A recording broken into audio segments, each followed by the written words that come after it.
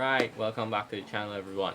Today we're going to be discussing the new One Piece chapter 1003, titled Night on the Board. Um, the title for this chapter is a reference to something we see later on, so I'll mention that when we get there. So yeah, let's begin. The first thing we notice in this chapter is the cover page. It was a request by Noda Skywalker. Um, he's requested things in the past as well, so yeah. It's basically a giant scorpion next to Reiju showing affection, and he looks like he's in love. So yeah, giant scorpion, poison, yeah. So first panel of the chapter. So the first panel is basically we jump into where the last chapter ended, where Luffy used Kong Gatlin, and we see he's pummeling Kaido left and right with hits, um, and all are landing. Basically, Big Mom has a shocked face on, and everyone is looking at Luffy as he's landing these punches one after the next. Um, and then he lets go one final hit, and this final hit he one solid right hand, and he hits Kaido in the head, and it sends Kaido head first into the dome, crashing head first into the dome. That is. So yeah, that's pretty good. Uh, then we see after Kaido hits, there's like a big, not really an explosion, but a big crash. You see Kid with a shocked face as well, and then after that, basically Luffy, since he was in Gear Fort for so long, he runs out of Aki, like when he fought down Flamingo, that is. So he deflates like a balloon and flies off into into the background. So yeah, and Kid is like, Straw Hat, when did Kaido manage to land a blow on you? What happened? And Law is just explaining like, no, that cannonball like form that he have. He didn't have the time of it, so he kind of useless now for 10 minutes without Haki. And Kid is like, well, once that managed to do some damage, basically that's good because it comes at a cost. So he's like, that strength comes at a cost, but if you manage to do some form of damage to Kaido, it worth it basically. Um, so yeah, we then get Big Mom looking at Luffy and she's like, is that it if you're at your limit? And she comes in to attack now, and she pulls out Prometheus, it looks like, and puts him on Napoleon because the sword is on fire. So I guess then she fused them, and she uses a new attack called Happy Mother's Blaze. Happy Mother's Blaze, Happy Mother's Days. Yeah.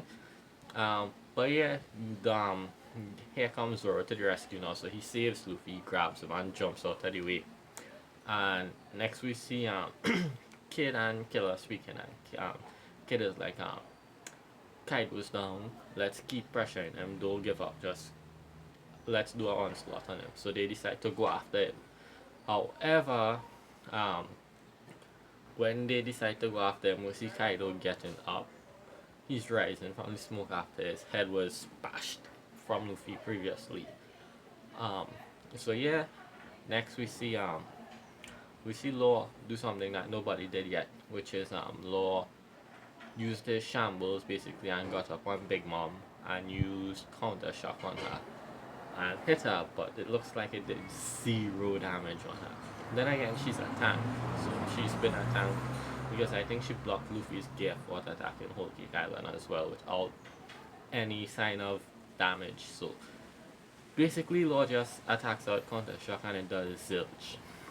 So yeah, Kaido then pulls out this next big move called Dragon Twister, and he summons like 5 or 6 twisters or tornadoes then around him, and they start blowing everyone away and up into the air. So we see Kid flying, Killer flying, Luffy flies off of Zoro's shoulder and goes flying into the air, and in doing so, he flies around one of the tornadoes, and he lands right in front of Kaido, and Kaido eats them. So he's just like, and in doing so, Zoro is like, hey, don't eat my captain, don't go eating our captain. And Zoro pulls out this move. He goes down Santoryu, So he pulls out his three swords, and this is an attack he used before as well. In the past, we've seen it. But basically, he uses his Dragon Twister to counter Kaido's. Um, and in doing so now, this is Zoro's big feat for this fight, his big move. And Zoro fanboys like me, hype, much hype. So basically Zoro uses the attack. He stops the twisters, and in doing so he cuts Kaido right here, like one big slash. And everyone is shocked to see that Kaido was cut, and he spits Luffy out. When he does spit him out, um, Zoro catches him, and we see that Kaido mentions that he cut him, and the reason for this is probably because he recognizes the sword finally. He's like, this stinging feeling, so that is how you use an Odin's sword basically. So Kaido finally realizes that Zoro is using Odin's whole sword then against him, and that is why he was able to do the damage. So yeah, Kaido gets up again. He's mad. He uses Dragon Twisted Demolition Breath next. So those are the invisible sight blades again. um, and it looks like lightning is coming from his mouth as well. So I'm not sure if he's letting out lightning as well, but it looks more like he's firing off the invisible blades like what cut Kiku's arm off. And basically everyone dodges or manages to dodge. I think Killer is using this one like deflecting them with his Sonic Punishers. So yeah, nothing much there to say. Lord just shambles around the place. Zoro is carrying Luffy dodging. Killer is kinda deflecting like I say. Kid I believe is tanking it again, getting hit with it, but it's scrap iron, and most likely his power is magnetism, even though it wasn't confirmed, so he'll just rebuild the scrap thing again, his scrap junk robot. So yeah, we then take a dive now from on top the roof back into the banquet hall. And we see that people are still running around fighting, and we get basically a panel that shows Orochi's head cut off on the ground still. So if he's dead, we don't know. But one thing I would mention though is we see his head, but not his body. So maybe he's still alive, and maybe he has a mythical fruit. So maybe it's in reference. The power is in reference to like the Hydra, where it cut off one head and the next one grows back.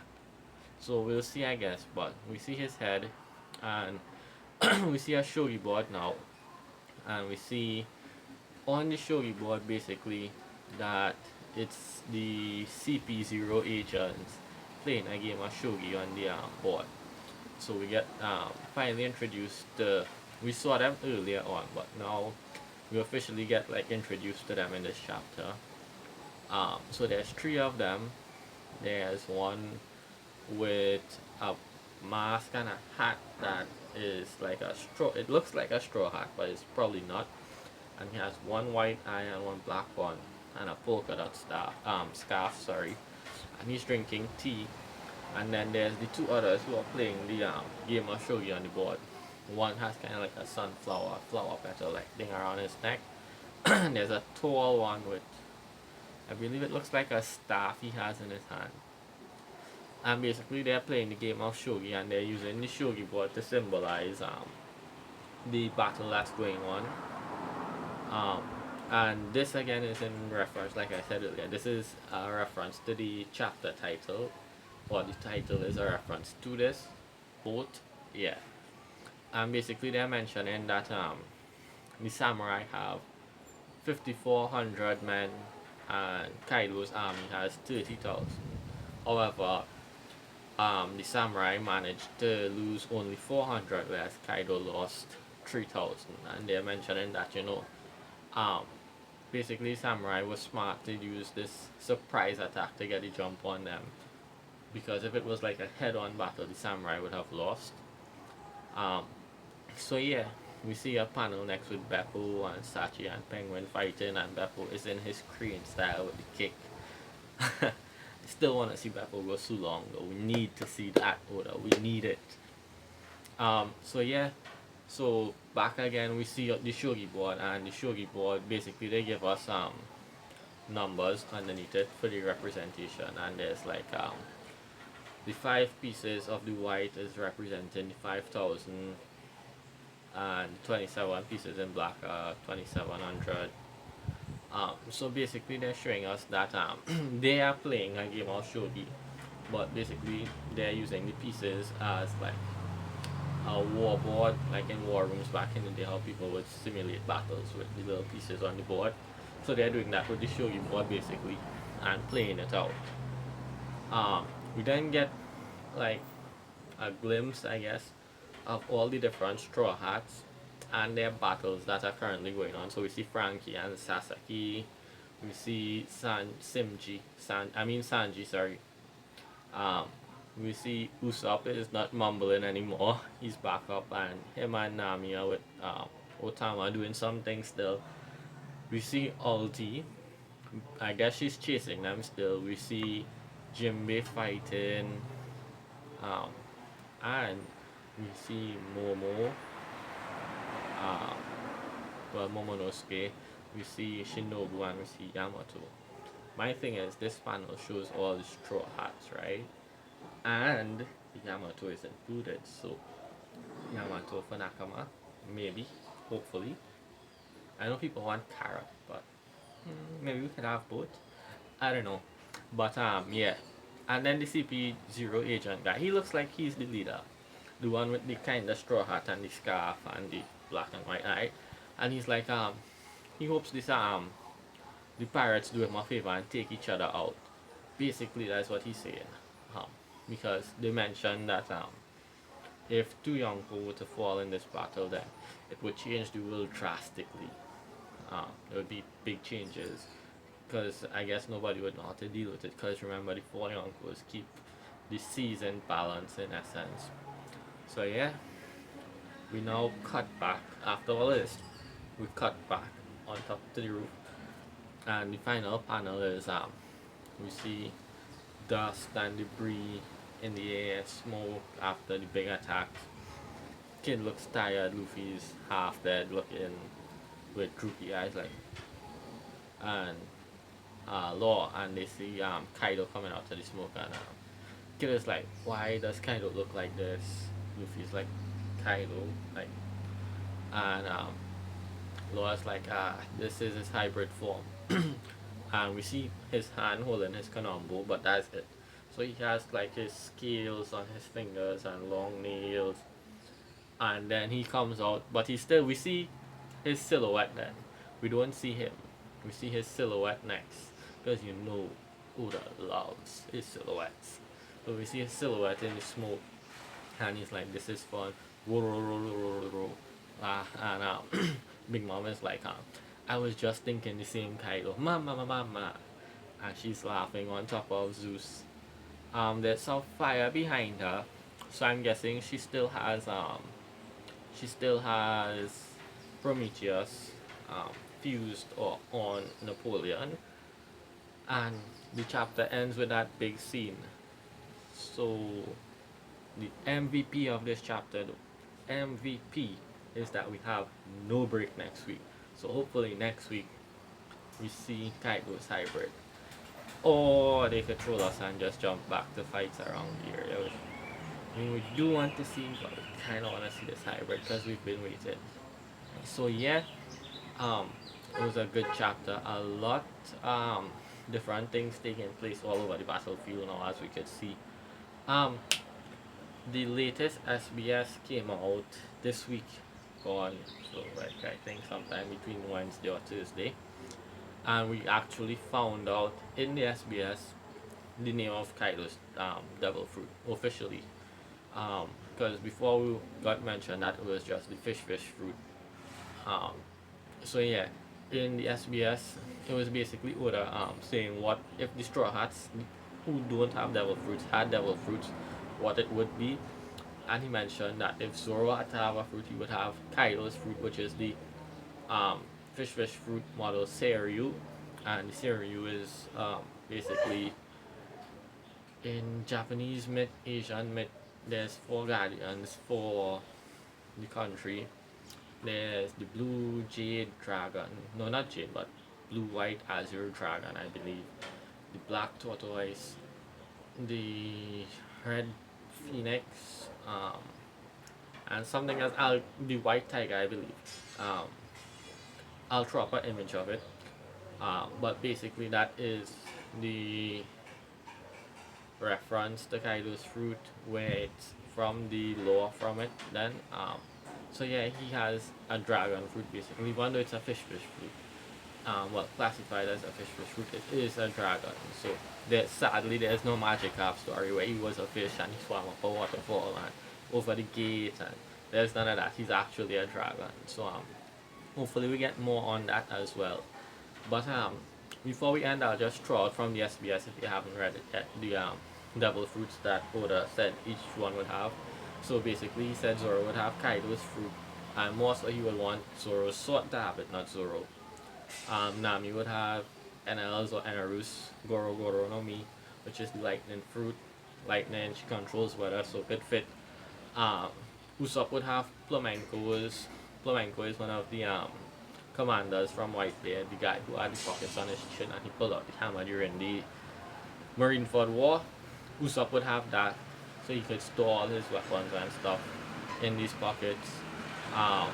Frankie would have Baby Five's Buki no Mi, so he could transform into weapons and whatnot. I feel like I'm missing somebody. Frankie, Usopp. I brain fart. Anyway, if I forgot anyone, I'll mention it in the comments. But basically, those are the fruits he said that if they had to have fruits, they would. These are the fruits he would give them, or they would have. So yeah, quick bit of information in case you didn't know. So yeah, I hope you guys enjoy. We're close to 100 subs, so please sub, like, share with your friends, please. And yeah, hope you all enjoyed. I'll see you all for the next video. So yeah, until the next one, bye guys.